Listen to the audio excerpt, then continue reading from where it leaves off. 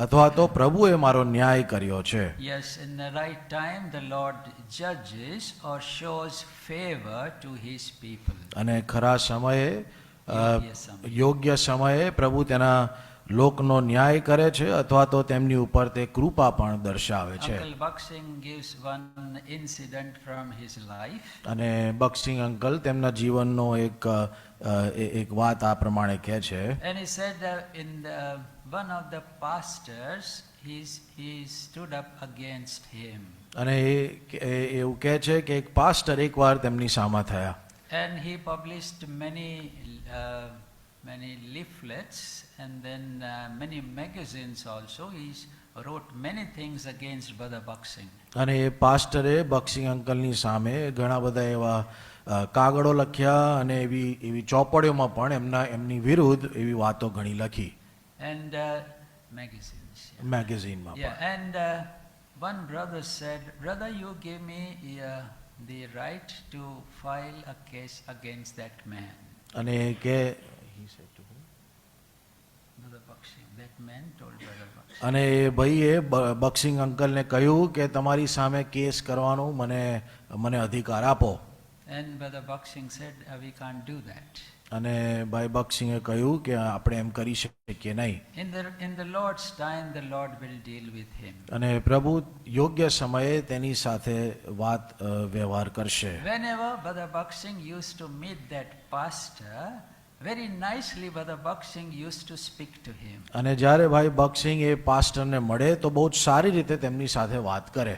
And that pastor had no idea that Brother Buxing knows everything about what he is doing. અને એ પાસ્ટરને બિલકુલ ખબર નથી કે ભાઈ બક્સિંગને તેમણે જે કર્યું છે તે બધી જ તેમને ખબર છે. But the Lord, Brother Buxing committed all the matter into the hands of the Lord. પણ બક્સિંગ અંકલે સર્વ વાતને પ્રભુના હાથમાં સોંપી હતી. He just was praying for that pastor. અને તે કેવળ તે પાસ્ટરને સારું પ્રાર્થના કરી રહ્યા હતા. And it so happened that once the pastor fell sick.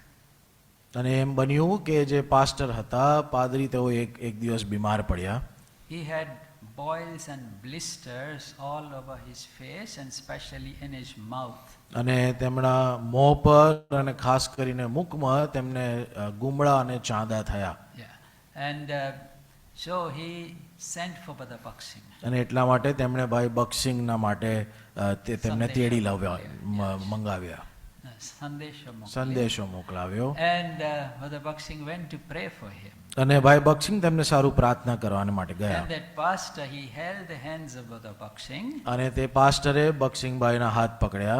And he started to cry. અને તેઓ ત્યાં રડવા લાગ્યા. And he said, "I'm very sorry for what I have done." અને તેમણે કહ્યું મેં જે સર્વ કર્યું એને માટે હું ખૂબ જ દુઃખી છું. Brother Buxing prayed for him.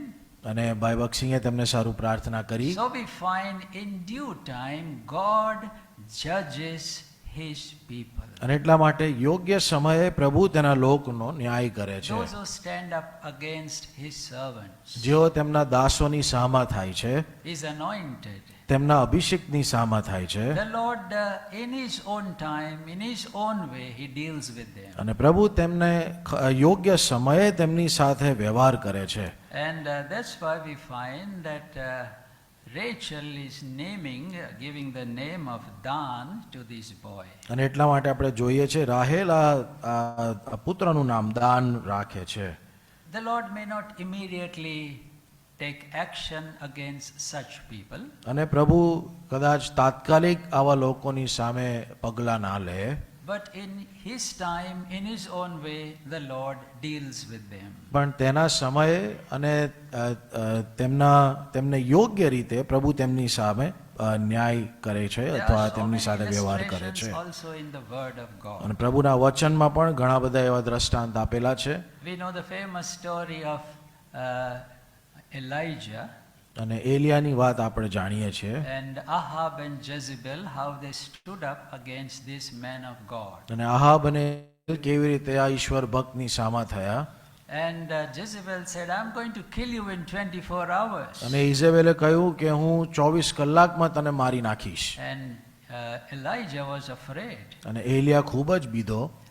And he must be thinking why God is not answering